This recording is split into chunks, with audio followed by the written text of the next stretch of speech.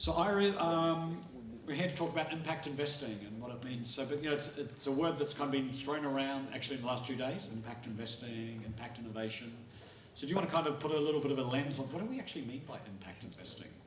Well, first of all, I want to just thank you, Peter and Rob, and Matt and the whole KIN team for just putting on an extraordinary event here. I mean, I just feel so privileged to be part of these last couple of days, and just huge kudos. I know how much effort this took, and it shows, so big thanks. See, impact investing, you referenced it in the earlier panel, can mean a lot of things to different people, and it's had a history behind it. There's a spectrum of what people have meant and continue to mean by impact investing. At DBL, we're a venture firm. What we look to do is back entrepreneurs who have a positive social or environmental mission orientation where that actually serves to drive much of the financial return. It exists alongside the profitability, what we call first bottom line. As a team, what we do is we actually are proactive in the way we work with our entrepreneurs and work with them in strategic ways on the second bottom line to drive that financial return. We've just, we're committed to finding this notion of value and values, which is not a new concept, but there really has been a metamorphosis, I think, in how this notion of impact investing has evolved. First of all, as you pointed out, the acronyms have evolved over the years. Impact investing didn't exist really as a term until about 2007. But historically, the concept meant concessionary. It meant if you were going to do impact investing, what do you have to give up? What are the trade-offs? You could either be a financial investor or try and drive ways to impact the world, this notion of second bottom line. And that is really what has changed over the years most profoundly. It's this notion, I think you referenced it in the John McKay quote, it's rejecting the notion of zero sum. It's rejecting that notion that if you're going to do one, you can't optimize for the other. And we're really, I think, in the seminal moment in time now where entrepreneurs are really dealing with this integrated approach, which is how we look at the world. And we've had a history now of backing companies that have entrepreneurs leading these companies with mission orientation. I think that historically, if you said you were an impact investor or even entrepreneur, it had this connotation of albatross in the minds of some.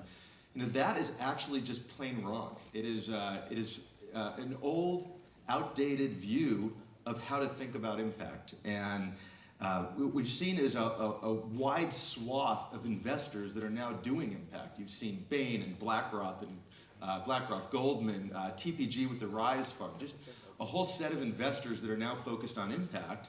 Far from being altruistic, it's all about, again, driving this integrated approach to first and second bottom line. So, the key question that I think we ought to be asking is, well, what has changed? Why is it that we're seeing this influx of capital and interest in this space? And as a VC, particularly, given the lens that we look through life, it comes down to one thing. It's not about where investors think the world's going. It's where entrepreneurs think the world's going. And what we have now are some of the best entrepreneurs and executives that reject this conventional view, this old traditional view of make money by day, but think about my personal passion at night. Make money in my job, but think about how I'm going to give it away with my charitable causes. And this notion of integrated approach is really what's driving this catalyst behind so much interest in impact. What we're seeing is far from being the albatross by thinking about being an impact investor or entrepreneur, it actually is the strategic differentiator. Okay. When you think about entrepreneurs who are impact driven, I think some of the panels earlier captured it well. Mercenaries tend to go on the off ramps when things get tough. And when you've got that purpose-driven approach, that's what carries you through. Startups are tough anyway. Yep. And so many of these impact entrepreneurs are able to recruit the kind of talent, retain that talent, get through those inevitable speed bumps along the way. And to that point, that becomes not the trade-off, but becomes one of the elements of success. Okay. Ira, you've been a venture capitalist 20 years now. You live in the heart of Silicon Valley. Feels longer. Feels longer, yeah, I'm sure. There's a lot of wounds and a lot of success, right? So you're smiling. Is this impact investing fun is this kind of an isolated thing in Silicon Valley, or do you think this is a natural transition of the venture capital industry, or? You know, I mean, I think that there are fewer impact-focused venture funds. We're seeing it, some of the financial institutions I referenced are really the lion's share of the capital of the emergence and growth here. You're seeing some of these large funds raise later stage capital. But I think that's a laggard. I think it's a lagging trend. You know, right now in the venture world, it is a function of where entrepreneurs' mindset and ethos is. And you know, whether you talk about the millennials that have a radically different view of incorporation of impact and how they want to live their lives and build their companies, or you talk about some of the great executives and entrepreneurs who are trying to figure out where they want to spend the next chapter of their personal and professional lives that are focused on impact orientation.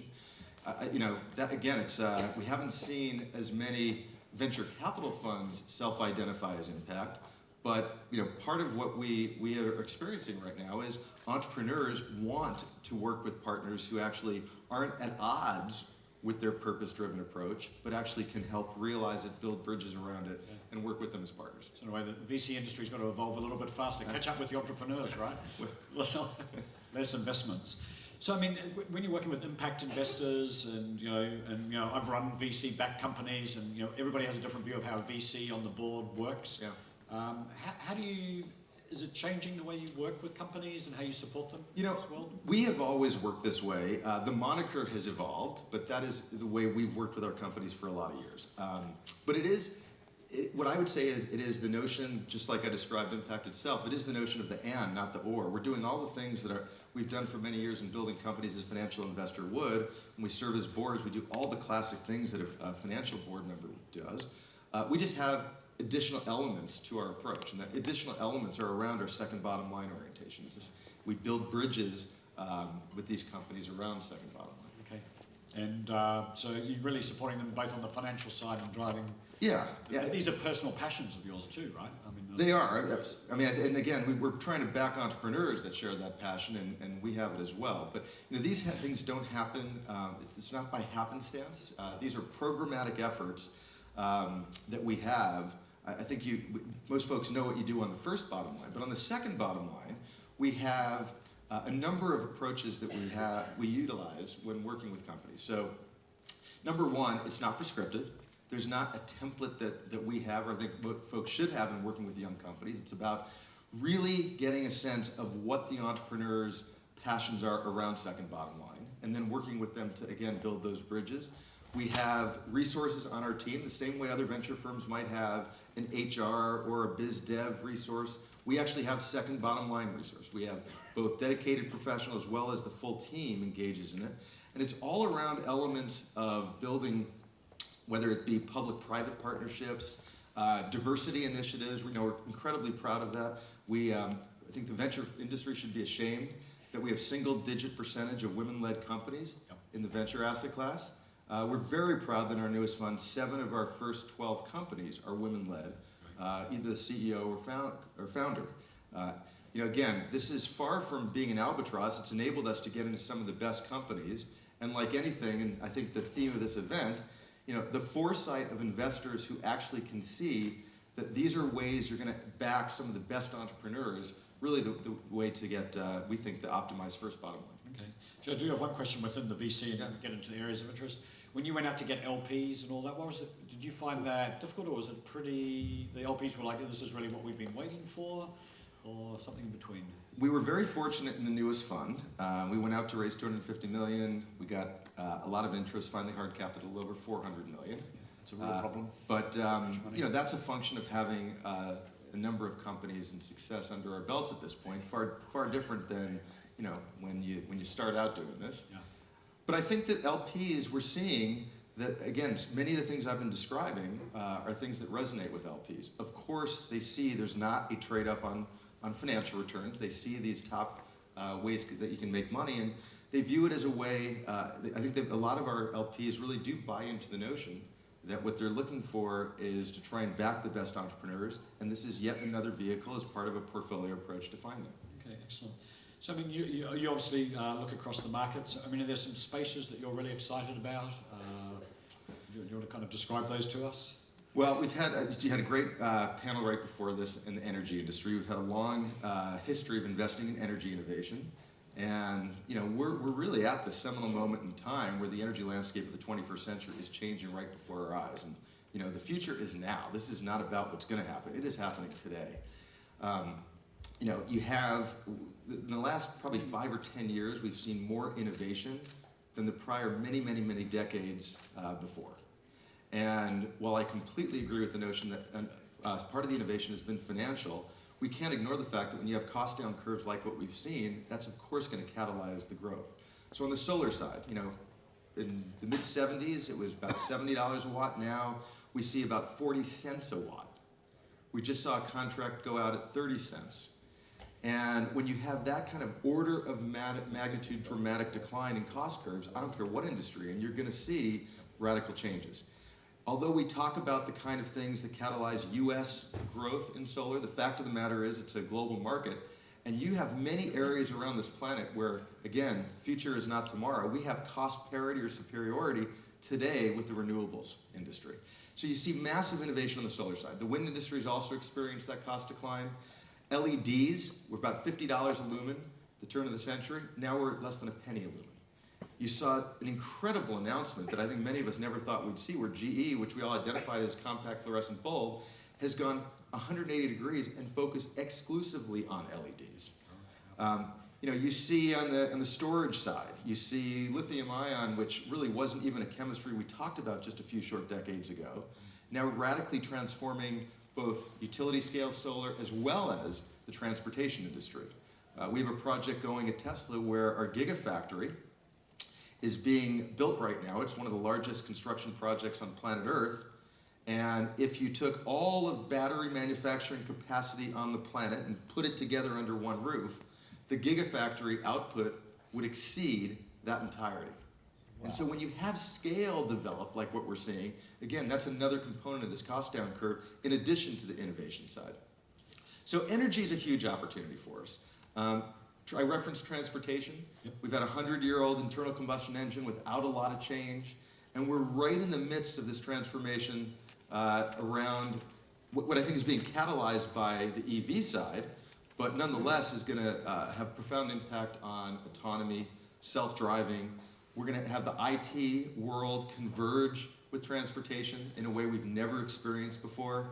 We're involved with an exciting mapping company that's going to help power the way we actually take this massive sensor data and incorporate it in real time. So the transportation industry is seeing incredible, profound changes. I sort of laugh when we did our first Tesla investment. The notion of Detroit being in Silicon Valley, would have been laughable. And now every major Detroit OEM has a presence, an innovation lab sitting in Silicon Valley. So transportation is a big one for us. Food and ag is an important area that we've made a number of investments in. We got to figure out not only how we're going to power the planet as we go from 7 to 10 billion, but how we're going to feed the planet. And today, we have an incredible amount of food insecurity and food waste as it is.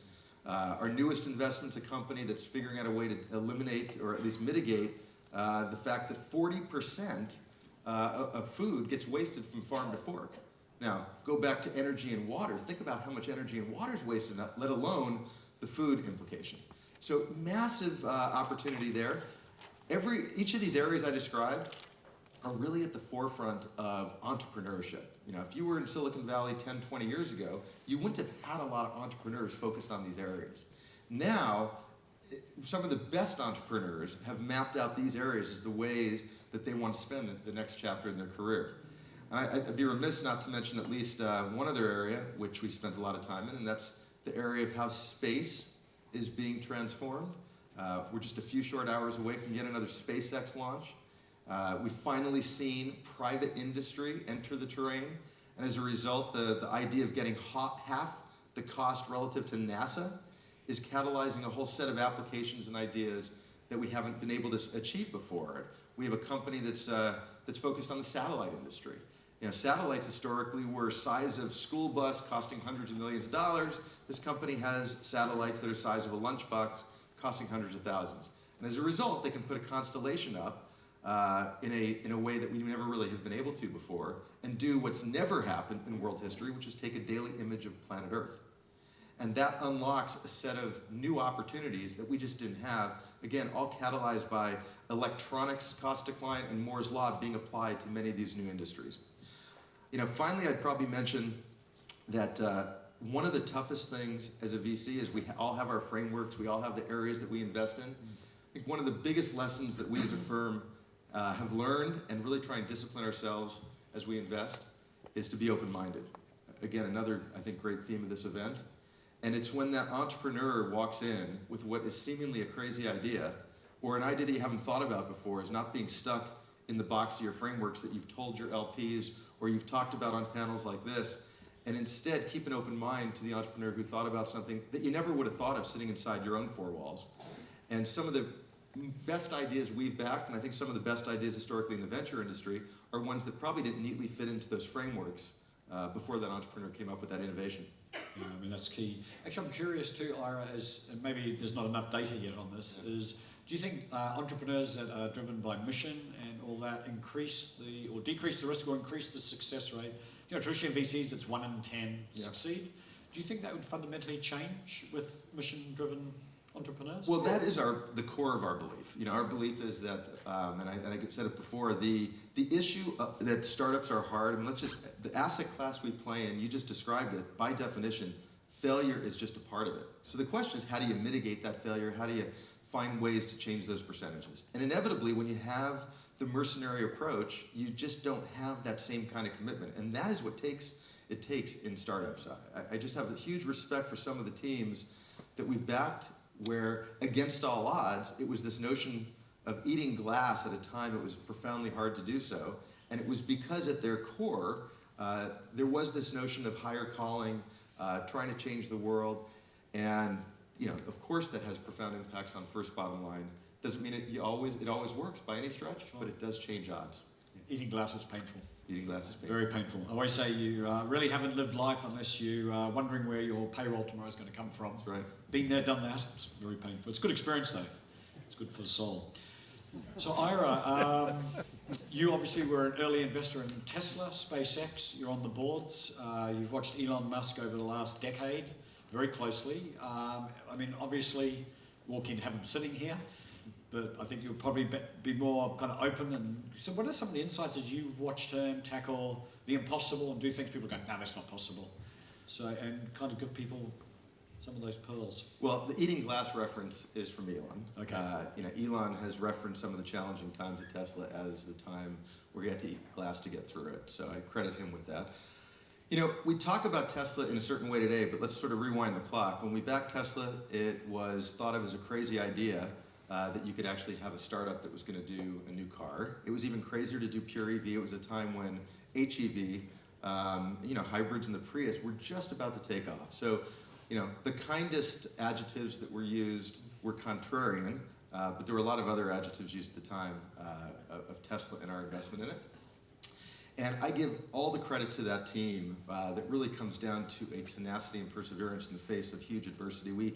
That company almost died many steps along the way, and Elon led a team that was willing to break through walls to get through it. And it's, I think, one of the underappreciated things that gets talked about with that company today, but is an incredible lesson for entrepreneurship in other companies. I think second, it is this notion of think different. It is this notion of disrupt the incumbents. There's so many aspects to what Tesla did that were not only contrarian, but hugely innovative. Not just the car itself, but you think about the vertical integration, the idea that you don't sell through a dealer network, but get your own stores, like Apple stores, from a marketing and sales standpoint. The notion of having a car that doesn't depreciate 10 to 15% the day you drive it off the lot, but actually gets better over time, kind of like your phone. When you took it out of the store, it wasn't that great, but all of a sudden you started adding apps and functionality and features, that became a high utility phone. Yeah. The notion that a car has constant update capability is radical. I talked about the notion of the storage element to it. Solar, people talked about solar in ways where the compromise was aesthetics, and we're just about to embark on a chapter where we've got solar roofs that are incredibly beautiful. What if you didn't have to trade aesthetics or cost in getting a new rooftop. So there's so many aspects to the Think Different approach. It's very hard. And one of the things that, as a board, we have undertaken is often doing things that are unpopular, or the conventional viewpoint would not have encouraged, including last year's purchase of Solar City. By the way, we bought that company at about $180. The stock now is about $340. Again, to the point the market has spoken. But there were a lot of critics around that and many other things that Tesla's done historically. And I think what Elon and Tesla have done, and SpaceX the same, is just be willing to challenge incumbency and do it in ways that don't seem very popular. And we try, so many of our entrepreneurs have this deep-rooted conviction around what they're doing. And it's a very hard thing when those around, particularly large masses around, are questioning it. But some of the best successes actually result from that output. Yeah, certainly, I'm a big admirer of Elon Musk. I think he'll go down as one of the great inventors and entrepreneurs of the century with what he's doing. On one hand, he seems a very hard taskmaster and very demanding, but at the same time, he creates a culture where there seems to be an enormous freedom for experimentation and, I don't want to say failure, but a much more learning environment. How do you balance that kind of culture? It's especially when a lot of the people come from incumbents anyway. So. Well, not all the people. I think, people, yeah. But I do think that there's a number of companies, Tesla included, that have this notion, and Google among them, where there's actually dedicated time to work on things that are different at Google. I will sort of go back to basics. There is no substitute for hard work, and I think one of the underappreciated elements to Elon and the Tesla team is the fact that there is just a massive commitment to working harder, working smarter. And it goes back to this notion of impact. This is not a clock in at 9, clock out at 5. If you're going to if you're David Goliath and trying to take on incumbency, it is this notion of really doing this as part of your overall purpose and passion. Sure. And that ends up being, I think, one of the core elements to any of these impact companies to get through these times. Yeah, no, I think one of my mentors always told me, never go and do what you're necessarily good at. Go and do what you're passionate at, and the rest will follow. Right? And take the risk. I think, so many of these companies had a lower probability of success in the early days, but it was that element of innovation and tenacity and a culture that got built. Again, referenced in one of the earlier panels, that helped these companies overcome those odds. The clock's winding down. Just one last point. We've got a very diverse group in the audience, but a lot of corporations. Have you had some words of advice for corporations, particularly, and how they need to look about impact investing? Is there anything you would say? Well, I think that there's actually quite a lot of analogies between how corporates have historically been perceived as investing. It was this duality of, is it for strategic reasons or financial reasons? And again, I think that what we're seeing is this integrated approach with impact. I think has a lot of analogies to how corporates should view this, which is it's not an either or. And that in fact, if one can combine some of these, ideas in young companies, that is a very different way of optimizing both sides of the fence that historically were perceived as being mutually exclusive. We think of them as being mutually reinforcing. I really want to thank you. I think you've given us some real food for thought around impact investing. The fact that, don't think of it as an albatross, but it's really about strategic differentiation. In a way, venture capital's got to catch up because more and more entrepreneurs creating companies on the basis of where they think the world is going or needs to go, which is most important. Insights around, I think, the success of Tesla and how Elon Musk works, I think, is tremendously insightful. And one of the factoids that Gigafactory by itself exceeds all other lithium-ion battery production in the world. That's pretty spectacular. I don't think that's a well-known fact. So, your areas of interest, I think, energy, transport, ag, food, space, amazing transformation and disruption happening. So, thanks. We've always wanted to do this fireside chat. We've done it, Peter. Thanks, mate. All right, thank you. He's got a very clear idea.